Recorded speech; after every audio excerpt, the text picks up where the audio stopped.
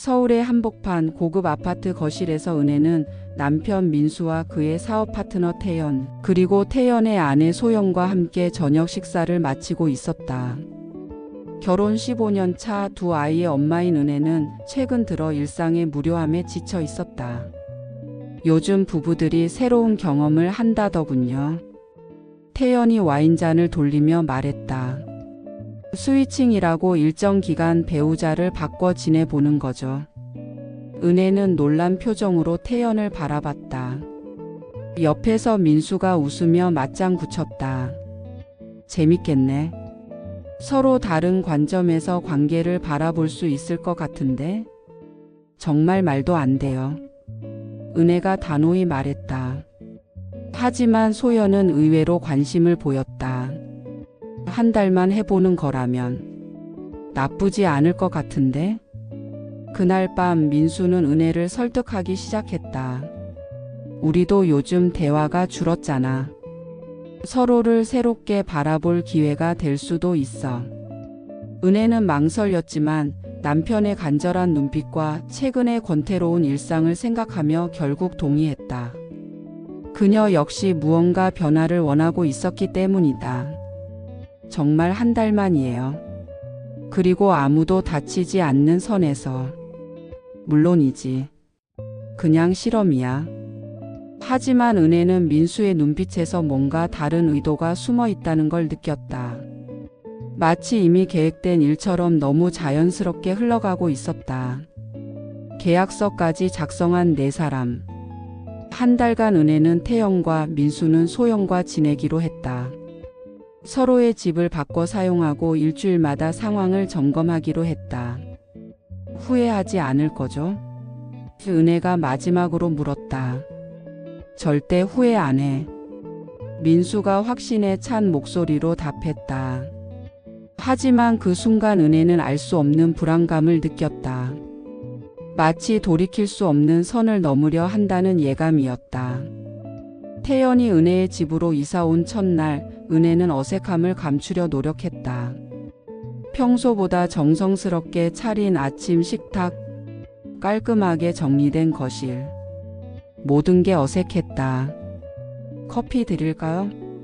은혜가 조심스럽게 물었다. 고마워요. 민수는 정말 복받은 사람이네요. 태연이 따뜻한 미소를 지으며 답했다. 태연은 민수와는 완전히 달랐다. 설거지를 자연스럽게 도와주고 은혜가 무거운 것을 들면 먼저 나서서 도와줬다. 작은 배려들이 은혜의 마음을 흔들기 시작했다. 일주일이 지나자 은혜는 자신도 모르게 태연을 기다리게 됐다. 그가 출근길에 조심히 다녀오세요라고 말할 때마다 마음이 따뜻해졌다. 은혜 씨는 어떤 꿈이 있으셨어요? 어느 저녁 태연이 물었다. 꿈요? 결혼하고 아이를 낳은 후론. 생각해 본 적이 없어요. 그건 아쉬운 일이네요. 은혜 씨 같은 분은 분명 멋진 꿈이 있었을 텐데. 민수는 한 번도 은혜의 꿈에 대해 물어본 적이 없었다. 태연의 관심 어린 질문에 은혜는 마음 깊은 곳에 묻어두었던 감정들이 다시 살아나는 걸 느꼈다. 그날 밤 태연이 감기에 걸렸을 때 은혜는 자연스럽게 그를 돌봐주었다. 이마에 손을 대어 열을 재고 따뜻한 죽을 끓여주는 자신의 모습이 낯설었다. 고마워요. 이런 돌봄을 받아본 게 언제인지. 태연이 고마워하는 모습을 보며 은혜는 자신이 얼마나 소중한 존재인지 깨달았다. 하지만 동시에 죄책감도 밀려왔다. 이건 단순한 실험이었는데 언제부터 진심이 되어버린 걸까? 2주 차가 되자 은혜와 태연 사이에는 미묘한 긴장감이 흘렀다.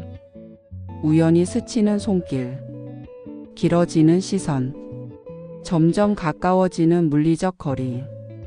두 사람 모두 선을 넘고 싶다는 유혹과 넘으면 안 된다는 이성 사이에서 갈등했다. 3주차 어느 비 오는 밤 은혜와 태연은 거실에서 영화를 보고 있었다. 로맨틱한 장면이 나오자 둘 사이에 어색한 침묵이 흘렀다. 은혜 씨. 태연이 조심스럽게 말을 꺼냈다. 저 솔직히 고백할 게 있어요. 은혜의 심장이 빠르게 뛰기 시작했다. 이건 단순한 실험이 아니에요. 저는 정말로 은혜 씨를 좋아하게 됐어요. 은혜는 아무 말도 할 수 없었다. 자신 역시 같은 마음이라는 걸 부정할 수 없었기 때문이다. 우리 이러면 안 되는 거 알죠? 은혜가 떨리는 목소리로 말했다. 알아요. 하지만 마음은 어쩔 수 없네요. 그날 밤 두 사람은 결국 선을 넘었다. 15년 만에 처음으로 다른 사람과의 잠자리였다. 은혜는 오랫동안 잊고 있었던 여성으로서의 자신을 되찾은 느낌이었다. 다음 날 아침 은혜는 복잡한 감정에 휩싸였다. 죄책감과 동시에 살아있다는 느낌. 태연 역시 조심스러웠지만 후회하지는 않는다고 말했다. 은혜 씨, 저 진심이에요. 이 한 달이 끝나도 계속 만날 수 있을까요? 은혜는 대답할 수 없었다. 가정이 있는 몸, 아이들, 사회적 시선, 고려해야 할 것들이 너무 많았다. 며칠 후 태연은 은혜를 위해 깜짝 생일 파티를 준비했다. 민수도 몇 년째 잊고 있던 은혜의 생일을 태연은 기억하고 있었다. 당신이 행복하면 저도 행복해요. 태연의 편지를 읽으며 은혜는 눈물이 났다. 하지만 행복한 시간은 오래가지 못했다. 한 달이 다 되어가는 시점에서 모든 것이 무너져 내리기 시작했다. 계약이 끝나가는 어느 날 저녁, 소연이 갑자기 은혜의 집을 찾아왔다. 눈이 퉁퉁 부어있고 손에는 작은 녹음기를 들고 있었다. 은혜 언니, 우리 완전히 속은 것 같아요. 소연이 떨리는 목소리로 말했다. 무슨 소리예요? 소연이 녹음기를 재생했다.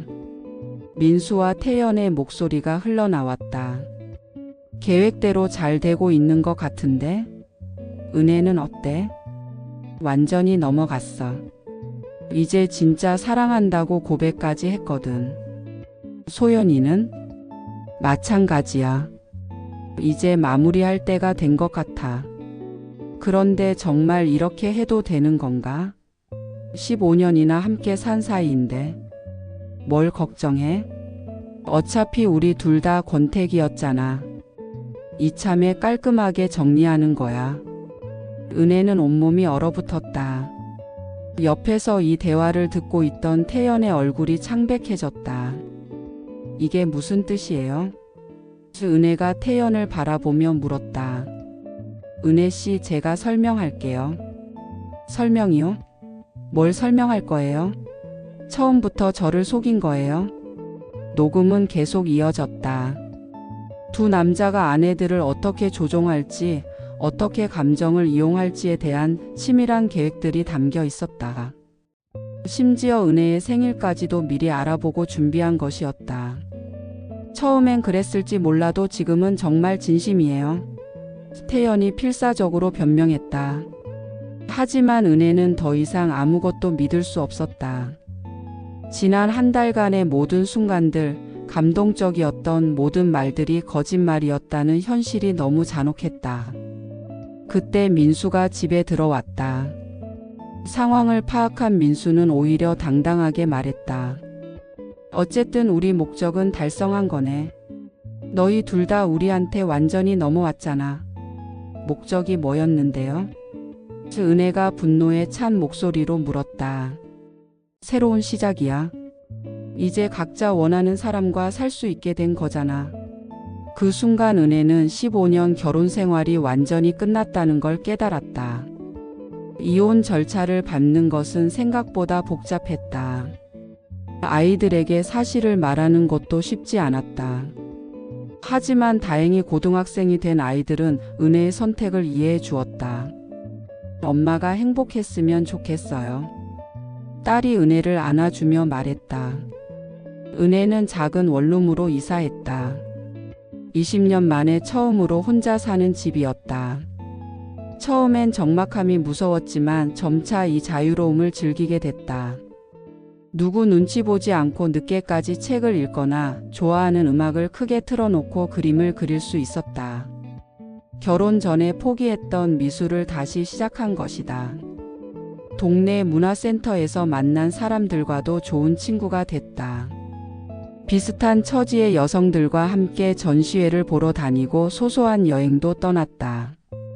언니, 새로운 연애는 생각 안 해요? 같이 커피를 마시던 친구가 물었다. 아직은 혼자 있는 게 좋아요. 누군가에게 의존하지 않고도 행복할 수 있다는 걸 처음 알았거든요. 1년 후 은혜는 작은 미술학원을 열었다. 아이들에게 그림을 가르치며 소소하지만 의미 있는 일상을 만들어갔다. 가끔 태연이나 민수 생각이 날 때도 있었다. 그들과의 시간이 모두 거짓은 아니었을 것이라고 생각했다. 분명 진심인 순간들도 있었을 것이다.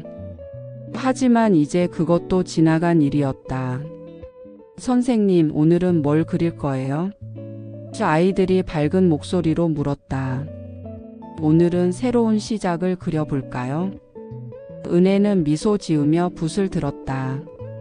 캔버스 위에 밝은 색들을 칠해가며 진정한 자유와 행복이 무엇인지 깨달았다. 누군가를 위해서가 아닌 온전히 자신을 위해 살아가는 삶의 소중함을 말이다.